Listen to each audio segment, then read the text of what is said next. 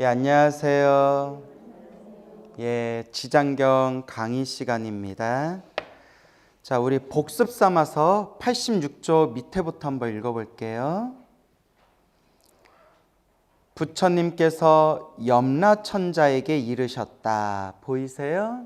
예. 염부제 중생은 성품이 억세고 거칠어서 길들이기 어렵고 꺾기 어려운데도 우리 중생은 성품이 억세고 거칠고 길들이기 어렵고 꺾기가 어렵다. 그래서 다른 말로 업보가 두껍다. 뭐가 두꺼워요? 업보가 두꺼워요. 가끔 절에 있다 보면 평생 30년, 40년, 50년 열심히 절에 다니시고 연불도 많이 하신 노보살님들끼리 감정 상해가지고 법당 앞에서 머리끄댕이 잡고 싸우는 거 보면 저 절에 오래 다녀도 마음 닦기가 좀 어렵다라는 생각이 들어요. 그죠? 예, 참 어려워요. 우리 스님들도 똑같죠. 큰맘 먹고 가족 인연 다 끊고 머리 깎고 출가했는데 10년, 20년, 30년 절에서 수행해도 머리 깎은 스님들도 그 거친 탐욕과 성냄이 이렇게 튀어나올 때가 있거든요. 이런 거 보면 이렇게 닦기가 어렵구나라는 생각이 들어요. 여러분도 여러분들 마음을 살펴보면 내 공부가 멀었구나, 참 내가 아직도 멀었구나 느껴져요, 안 느껴져요? 느껴지죠. 예, 우리 중생이 그래요. 근데 그게 느껴지고 내가 이러면 안 되는데, 내가 이러면 안 되는데, 내가 마음을 잘 써야 되는데, 내가 마음을 잘 닦아야 되는데, 후회하고 반성하고 뉘우치는 마음이 생긴 것만으로도 그 사람은 좀 난 사람이래요. 그런 마음조차 안 나는 사람들이 너무 많다는 거예요. 이 중생 세계에는 오히려 뻔뻔하고 사람들 마음을 날카로운 칼로 막 도려내는 그런 후한무치한 사람들이 이 중생 세계는 엄청 많다는 거예요. 그래서 내가 이렇게 살면 안 되는데, 내가 마음을 잘 써야 되는데, 내가 복과 지혜를 닦아야 되는데, 내가 부처님 법을 잘 배워야 되는데, 이런 마음, 이렇게 스스로를 뉘우치는 마음이 생기는 것만으로도 어떤 사람이다? 난 사람이래요. 여러분 난 것 같아요, 안 난 것 같아요? 난 것 같아요? 네? 그래요. 알아서 하세요. 알아서 하셔요. 그래서 자꾸 닦는 수밖에 없어요. 그렇죠? 염부제 중생은 성품이 억세고 거칠어서 길들이기 어렵고 꺾기가 어려운데도 이 보살님께서는 지장보살님이시죠? 이 대보살은, 지장보살님은 백천겁 동안 그 중생들 하나하나를 구제하여 해탈의 길로 인도하였느니라. 멋있다, 그죠? 그 지장보살은 방편의 힘으로 큰 악도에 떨어진 죄인들까지 그들이 지난 세상에 지은 일을 깨닫게 하여 근본 어변, 근본, 뿌리가 되는 업보의 인연, 우리가 수없는 과거 전생에서부터 지었던 뿌리가 깊은 그 업보의 인연, 어변에서 구제하지만 염부제 중생은 나쁜 업에 깊이 물들어 있어 나왔다가 다시 들어가고 또 나왔다가 다시 들어가고 또 나왔다가 다시 들어가고 나왔다가는 다시 들어가느니라. 그래서 예스님들은 이걸 두출두몰이란 표현을 쓰셨어요. 뭐라고 쓰셨다? 두출두몰. 머리가 나왔다가 머리가 쏙 들어갔다가, 머리가 나왔다가 머리가 쏙 들어갔다가. 우리 중생들이 끊임없이 이 윤회 세상에서 돌고 돌고 돌고 있는 거예요. 하지만 지장보살은 수고로움을 마다하지 않고 오랜 겁 동안 그들을 제도하여 마침내 해탈을 얻게 하느니라. 지장보살은 수고로움을 마다하지 않고, 지장보살 마음에는 대자 대비 자비심이 꽉 차 있대요. 우리 중생들 마음하고 달라요. 우리 중생들은 탐욕과 성냄과 어리석음에 깊이 물들어 있잖아요. 지장보살은 무엇으로 꽉 차 있어요? 자비심으로 충만하신 분이에요. 그래서 우리가 지장보살을 대원본존, 대원, 위대한 원력을 갖춘, 본존, 근본되는 높으신 분, 대원본존 지장보살이라고 부르게 되는 거예요. 그렇죠? 비유하건대 어떤 미혹한 이가 자기 본래 집을 잃고 방황하다가 수많은 야차와 호랑이, 사자, 구렁이, 독사 등이 있는 험한 길로 들어서게 되었느니라. 그가 잠깐 사이에 이 사나운 것들과 마주치게 되었을 때 맹수들을 잘 다루고 야차의 독까지도 능히 풀 수 있는 선지식이 나타나서 자꾸만 험한 길로 들어서는 미혹한 사람에게 외쳤느니라. 딱한 이여, 불쌍한 이여, 어쩌자고 이런 길로 들어왔는가? 그대에게 저런 맹수와 야차의 독을 물리칠 수 있는 기이한 술법이라도 있다는 것인가?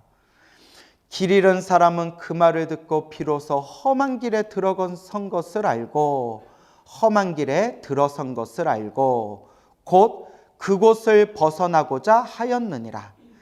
이에 선지식은 그를 부축하고 이끌어 위험이 완전히 사라진 안전한 곳에 이르러 말하였느니라. 딱하니여, 다음부터는 결코 저 길로 가지 말라. 저 길로 들어가면 좀처럼 빠져나오기 어려울 뿐 아니라 목숨까지도 위험하니라. 저 길이 어떤 길이냐? 악도예요. 무슨 도? 악도. 그 악한 세상, 악도의 길을 걷는 것도 누가 선택한 거예요? 본인이 선택한 거래요. 자기가 지은 업의 선택이에요. 우리한테 두 가지 길이 있어요. 부처님 가르침을 공부하면서 복과 선업과 공덕을 닦는 길이 있고, 그냥 어차피 이번 생 한 생 사는 거 내 마음대로 내 욕망과 쾌락을 누리면서 살아가자 하고 막 사는 길이 있어요. 그럼 우리는 어떤 길을 걸어야 돼요? 복과 선업과 공덕을 닦는 그런 이제 불법을 닦는 길을 걸어야 하죠. 근데 그게 잘 된다 안 된다? 그게 쉽다 어렵다? 그래서 이번 생 사람으로 태어나서 부처님 법을 만나고 부처님 법을 공부하면서 잘 닦을 수 있는 것 자체가 성근이래요. 성근. 착할성 뿌리근. 착한 뿌리가 있어야 된다. 업장이 두껍고 업보가 두꺼운 사람들은 아무리 부처님의 이 훌륭하고 위대한 가르침을 옆에서 아무리 설명해줘도 알아듣는다 못 알아듣는다? 못 알아듣는데요. 부처님이 옆에 뿅 하고 나타나셔서 부처님이 손길을 내밀어도 뭐야? 왜 내 앞에 나타나서 왜 손을 들고 있어? 이렇게 부처님이 눈앞에 나타나도 알아보지를 못한다는 거예요. 그게 이제 업보 중생이라는 거예요. 근데 더 지독한 업보가 뭔지 아세요? 더 지독한 업보가 뭔지 아세요? 이번 생 사람으로 태어나 이 소중한 부처님 법을 만났는데 사이비절의 사이비 스승을 모시고 있는 거. 이게 진짜 이게 무서운 업보예요. 제가 늘 말씀드리죠. 사람으로 태어나기 어렵다, 쉽다, 어렵다. 사람으로 태어나도 부처님 법을 만나기가 어렵다, 쉽다, 어렵다. 사람으로 태어나 부처님 법을 만났는데 사이비절에 다니고 사이비 스승 밑에서 사이비 법을 닦고 있어요. 이것도 누구 업보예요? 자기 업보예요. 그거 안타까워서 어떡해요. 사람으로 태어나 부처님 법을 만났는데 이상한 사이비 스승 만나가지고 이상한 절에 다니고 있어요. 이거 안타까워서 어떡해요. 근데 근데 그 사람한테 말해줘도 알아요, 몰라요? 몰라요. 오히려 우리가 엉터리라고 생각해요. 자기네들 사이비절에 다니는 자기네들이 올바르고 우리 부처님 경전 공부 제대로 공부하고 있는 우리를 엉터리로 봐요. 그래서 느끼는 게 에휴, 다 자기 업보대로 살아간다. 뭐대로 살아간다? 업보대로 살아간다. 여러분들은 항상 명심하셔야 돼요. 그냥 누구 말씀을 의지해야 된다? 부처님 경전의 말씀을 의지해라. 알겠죠? 딱하니여 다음부터는 결코 저 길로 가지 말라. 저 길로 들어가면 좀처럼 빠져나오기 어려울 뿐 아니라 목숨까지도 위험하니라. 이 말을 듣고 길 잃은 사람은 깊은 감동을 받았는데 헤어질 때 선지식은 또 당부하였느니라. 저 길로 가는 사람을 보게 되면 그가 친지이거나 아니거나 남자이거나 여자이거나 간에 저 길에는 여러 가지 악독한 것들이 많아 목숨을 잃게 된다고 말해주어 그들이 죽음의 길로 들어서지 않도록 하라. 그러니까 나만 악도에서 벗어나는 게 아니라 누구도 악도에 빠져들지 않게 해라. 다른 사람들도, 내 주변에 다른 사람들도 혹 악도의 길, 악한 길에 들어서는 자들이 있으면 가지 마라, 가지 마라, 그 길에 가지 마라. 이렇게 사람들을 구제하여라 라는 말씀이에요. 알겠죠? 이와 같이 대자비를 갖춘 지장보살은 죄지어 고통받는 중생들이 업보의 괴로움을 깨닫고 악도에서 벗어나 다시는 그 길로 들어서지 않게 해주며 천인은 하늘세계 사람들, 하늘세계 사람 천인이나 인간으로 태어나 뛰어난 즐거움을 누리도록 해주니라. 어느 보살이? 지장보살님이.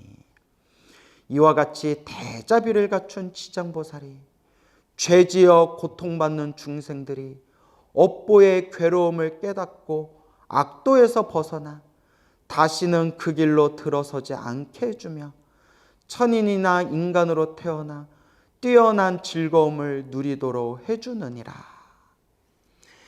이는 마치 길을 잃어 험한 길로 잘못 들어간 사람이 선지식을 만나 나온 다음에 다시는 그 길로 들어서지 않는 것과 같느니라. 또 그가 다른 사람에게 들어가지 않도록 권하여 그 또한 미혹에서 벗어나 해탈을 얻게 하고 다시는 악도에 들어가지 않게 하는 것과 같느니라. 그러나 계속 미혹에 머무르고 있어 일찍이 빠졌던 험한 길이라는 것을 깨닫지 못하고, 스스로 깨닫지 못하고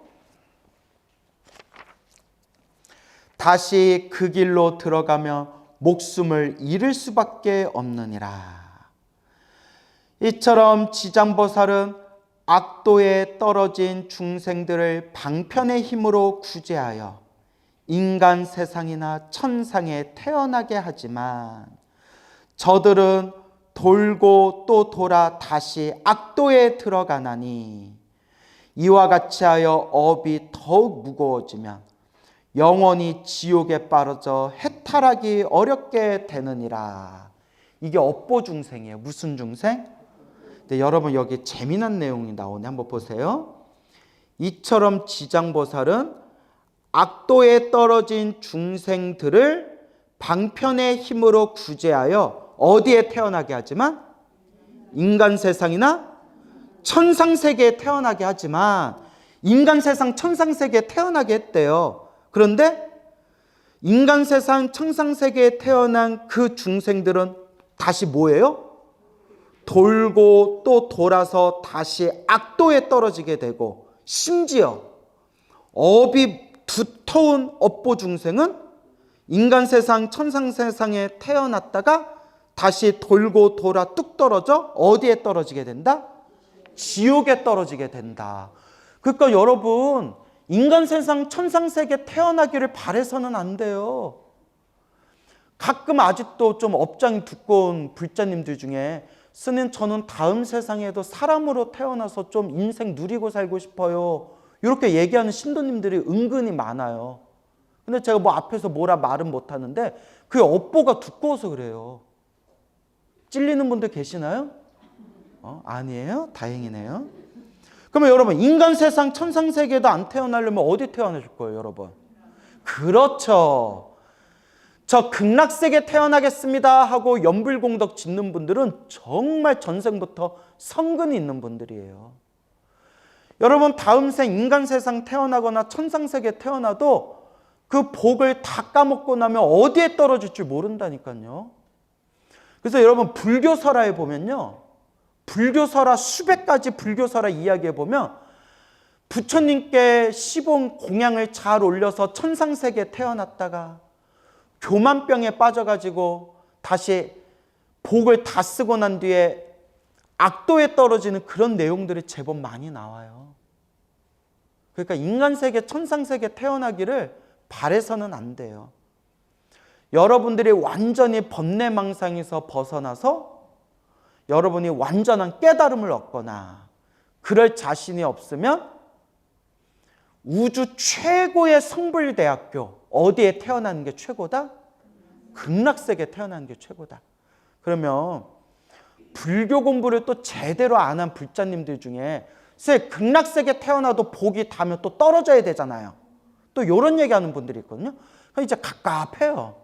했던 얘기 또 해야 되고 했던 얘기 또 해야 되고.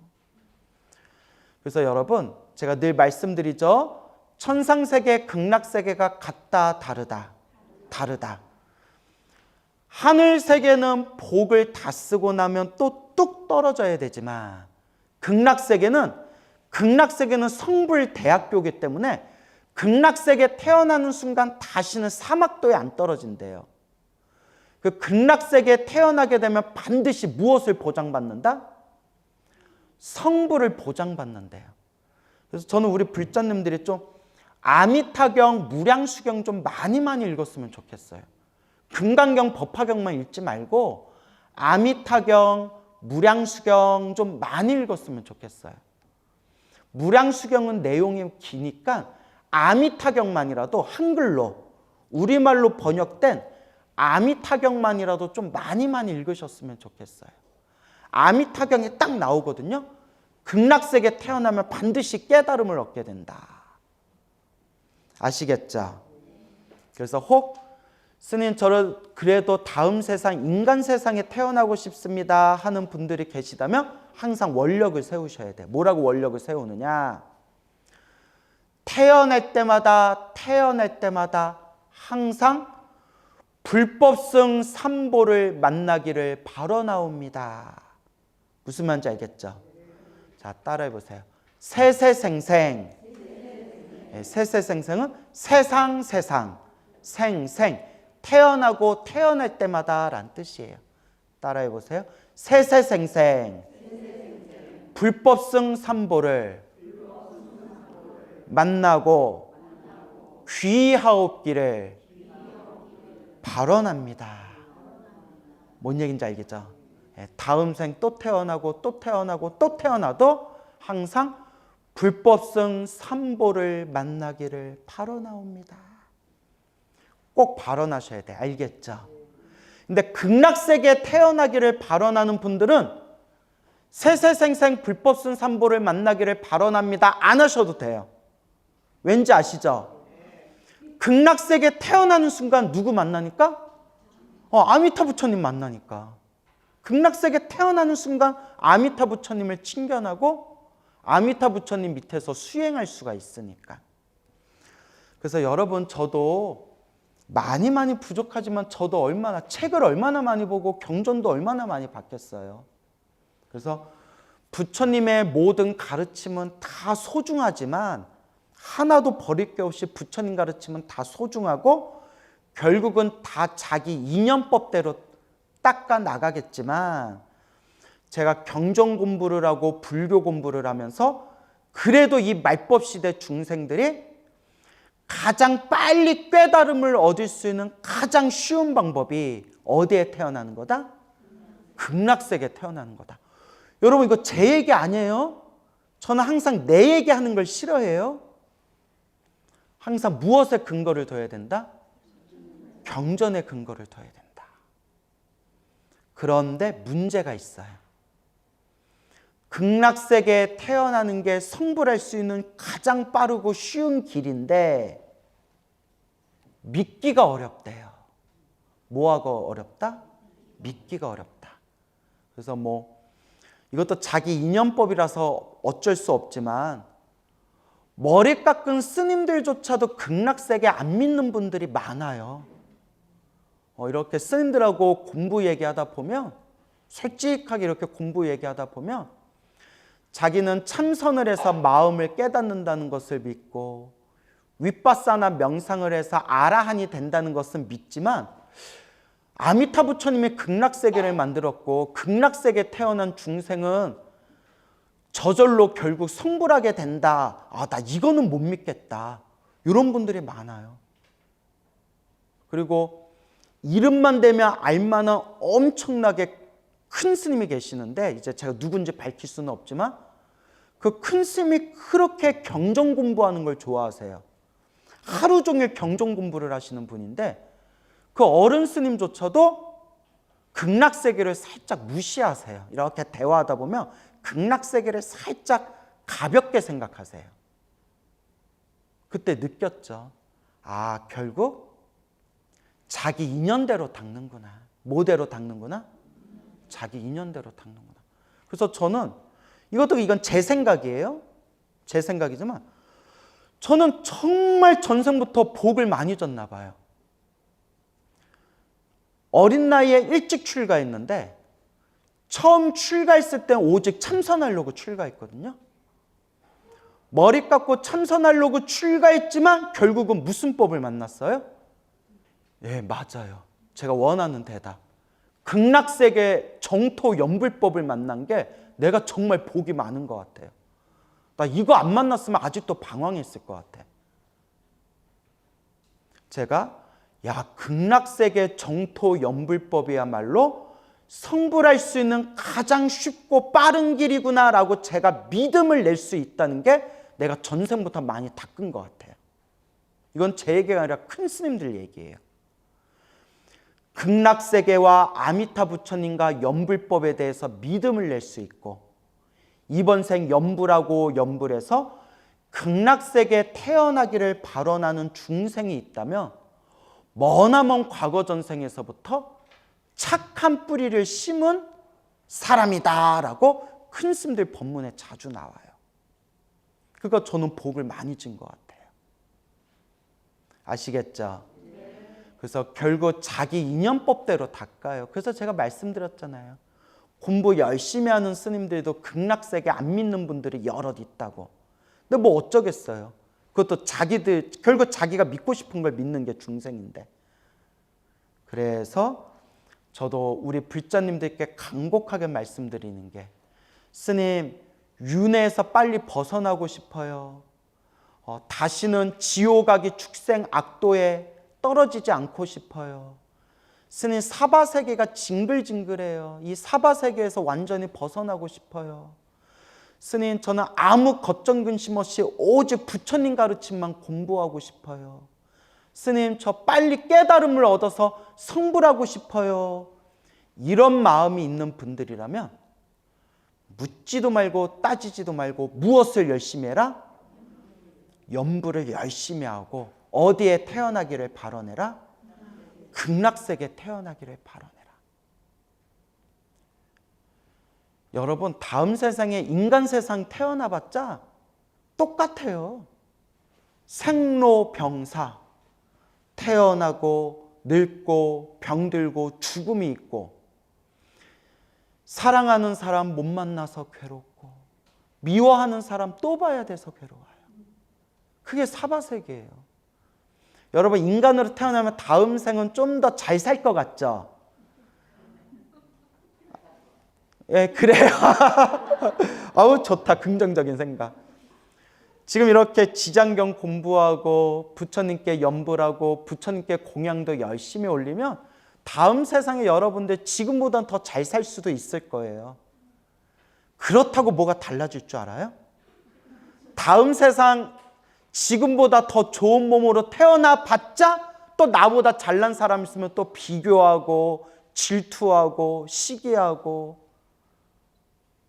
우리 중생은 만족을 몰라요. 하늘세계 태어나면 좋아요. 하늘세계 태어나는 게 영원한 행복이면 나도 불교 공부 안 해요. 그냥 열심히 복이나 짓고 다음 생에 하늘세계에 태어나가지고 평생 영원히 하늘세계에서 쾌락을 누리면 얼마나 좋겠어요. 그런 법이 있다 없다.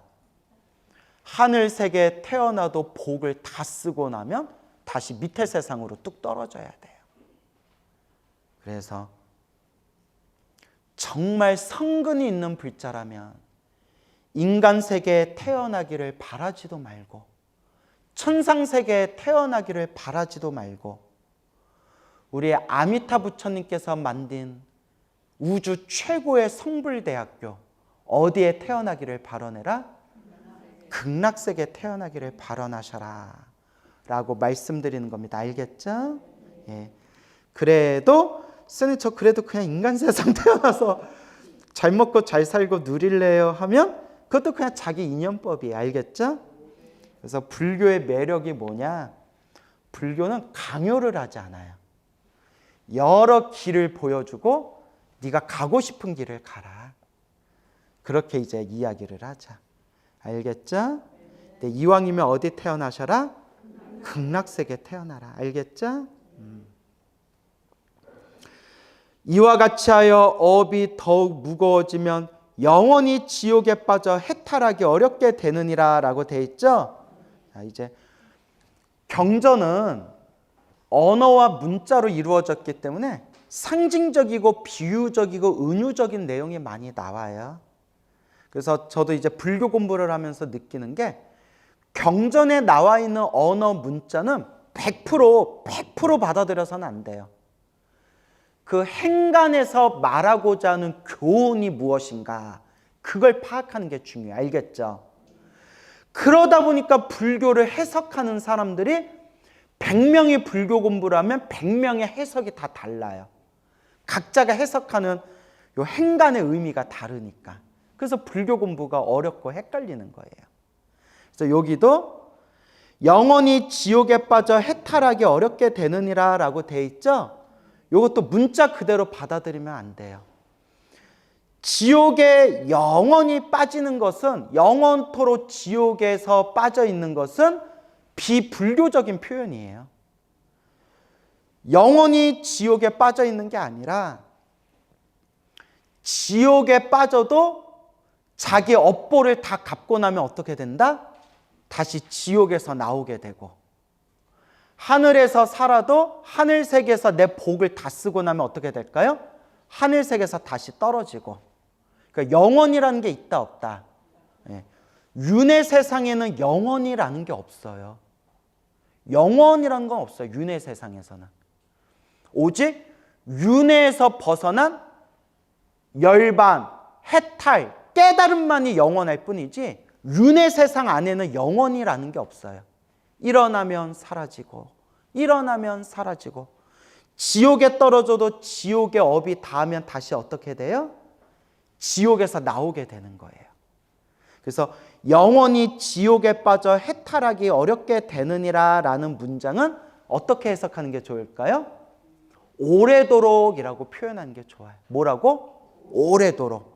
그러니까 중생 입장에서 보면 영원히라고 느껴질 정도로 오래도록 지옥에 빠져서 괴로움을 당하게 될 것이다.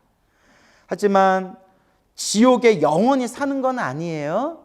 예, 지옥의 업보를 다 갚고 나면 다시 지옥에서 나오게 되고 그러다가 또 나쁜 업보를 치면 또 지옥에 떨어지게 되고 그래서 윤회 세상에는 영원이라는 게 있다 없다?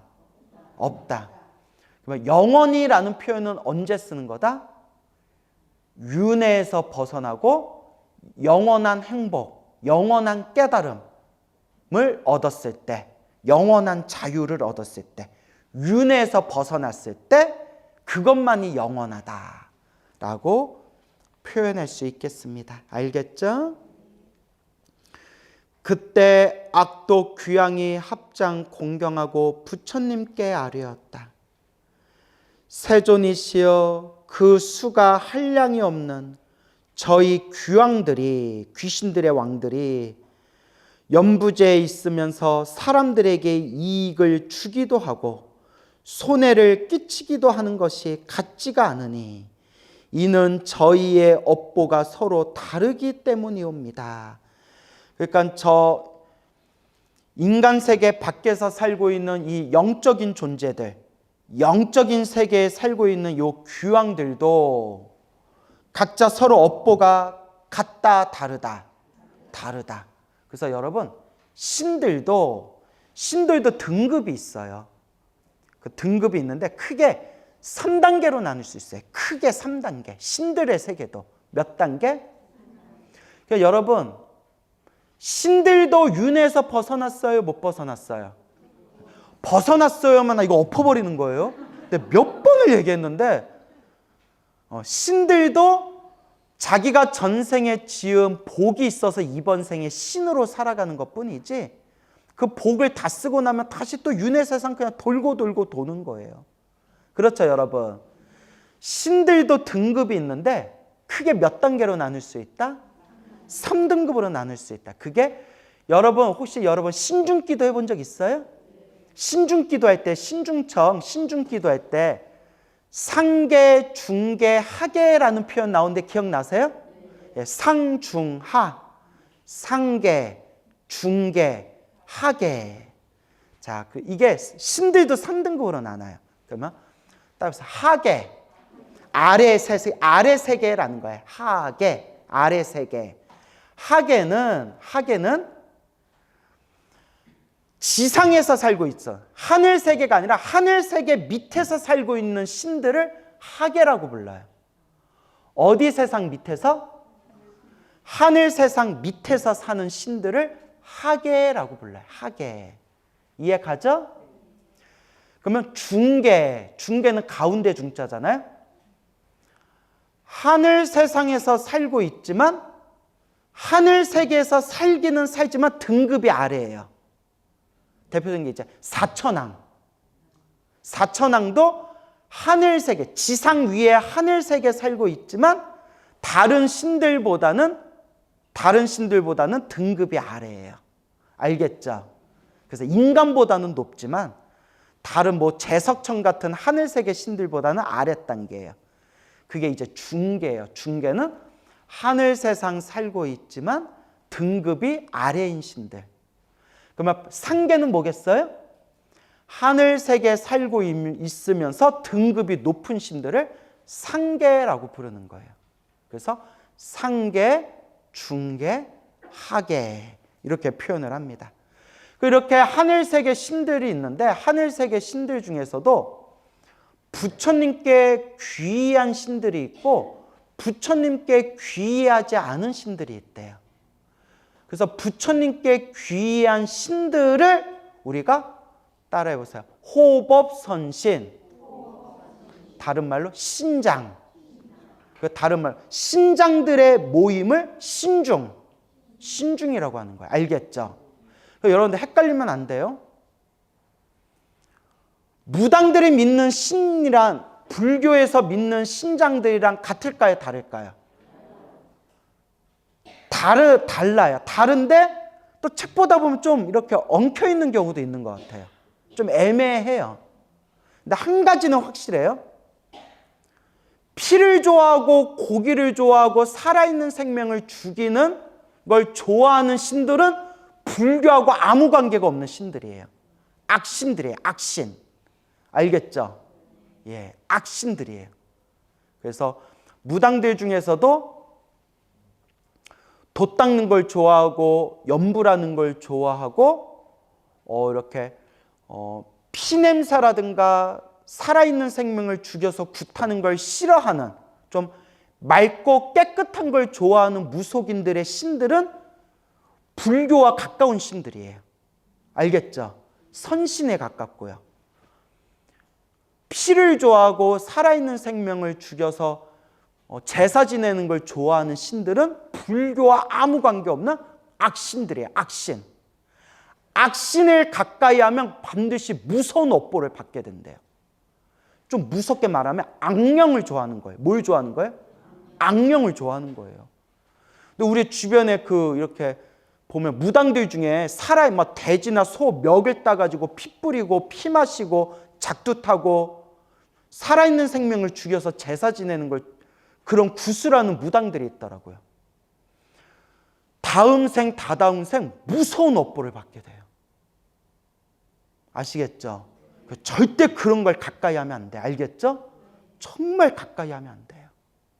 그래서 불자들은 방생을 해야 되고 맑고 깨끗한 걸 좋아해야 돼요. 알겠습니까? 맑고 깨끗한 걸 좋아해야 되니까 부처님께 공양 올릴 때에도 청아 올려야겠다. 이러면 또 돼요, 안 돼요? 부처님한테는 이제 청정수, 물을 올리는 거예요. 그래서 요새는 그런 사람들이 많이 줄었는데 예전에는 노보살님들 중에 불교하고 무속을 헷갈려가지고 절에 있는 산신각에 가면 꼭 막걸리 있죠. 막걸리 올려놓고 이렇게 꽃소주를 따놓더라고요. 산신님이 못 딸까 봐 걱정했나 봐요. 꽃소주도 병 따가지고 올려놓고 막 그런 분들이 많았어요. 그게 어리석어서 그래요. 뭐해서 그렇다? 부처님 도량에 모신 산신들은 술을 안 좋아해요. 왜 안 좋아할까요? 부처님의 불법에 귀의한 불제자들이기 때문에. 이렇게 신앙생활을 엉터리로 어리석게 하는 사람들이 많아요. 근데 너무 많아서 걷잡을 수가 없어요. 말해줘도 못 알아들어요. 들을 때는 막 박수치면서 맞아 해놓고 결국 집에 가면 그냥 자기들이 하고 싶은 대로 해요. 그래도 저는 법문할 수밖에 없어요. 왜냐? 이렇게라도 부처님의 바른 법하고 인연을 맺게 해줘야 되거든요. 그리고 여러분들도 자꾸 들을 수밖에 없어요. 자꾸 부처님의 바른 가르침을 듣다 보면 그게 알게 모르게 내 마음자리에 스며드는 거예요. 그래서 항상 경전을 많이 보고 부처님 가르침을 올바르게 해석하는 법문을 많이 들어야 돼요. 삿된 가르침을 자꾸 듣다 보면 밀가루에 기름을 떨어뜨린 것과 같아서 뽑아내기가 힘들다라는 큰 스님들 법문이 많아요. 참 무서운 말씀이에요. 알겠죠? 그래서 이렇게 신들도, 신적인 존재들도 저마다 등급이 있고 또 그 신적인 존재들도 부처님께 귀의한 선신이 있고 부처님께 귀의하지 않은 그냥 평범한 신들이 있고 심지어는 온갖 나쁜 짓을 하는 악신들도 있고, 그리고 우리 불자들은 그런 악한 신, 악신들을 걱정할 필요가 있다 없다? 절대 없어요. 만약에 여러분들이 이런 거에 믿음이 안 간다면 여러분들은 아직 불자가 아니에요. 어떤 믿음이 있어야 되냐? 온갖 악귀와 온갖 악령과 온갖 악한 신들이 몰려와서 나를 죽이고 나를 해를 끼치라더라도 뭐만 하면 나는 딱 보호받는다? 염불하면 나는 보호받는다. 이게 딱 확신이 들어야 돼요. 나는 악신들이 몰려와서 나를 죽이려고 하더라도 나는 아무 걱정 없어. 뭐 하면 돼? 염불하면 돼. 이게 딱 믿음이 있으면 여러분들 진짜 불자예요. 근데 염불한다고 그걸 어떻게 피해? 그러면 아직 믿음이 없는 가련한 어린 양 같은 존재예요. 이건 저쪽 종교에서 하는 얘기 같은데? 가련한 어린 양들이요. 그러니까 염불하시면 돼. 알겠죠? 그래서 염불을 열심히 했는데도 사고를 당하거나 나쁜 일을 겪거나 단명을 하면 그거는 그냥 내가 크게 받을 업보를 이번 생에 갚은 거지 염불 공덕이 없는 게 아니에요. 이게 확신이 딱 서야 돼요. 내가 이렇게 열심히 염불했는데도 내가 큰 병에 걸렸거나 크게 안 좋은 일이 생겼을 때 염불했는데도 아무 효과가 없네가 아니라 내가 수없는 과거 전생부터 지었던 무거운 업보를 염불공덕으로 크게 받을 걸 어떻게 받았구나? 작게 받았구나라는 믿음, 이 믿음의 중심이 딱 서 있어야 된다라는 걸 명심하셔야 됩니다. 아시겠죠? 그러니까 염불하세요. 뭐 하세요? 염불하세요.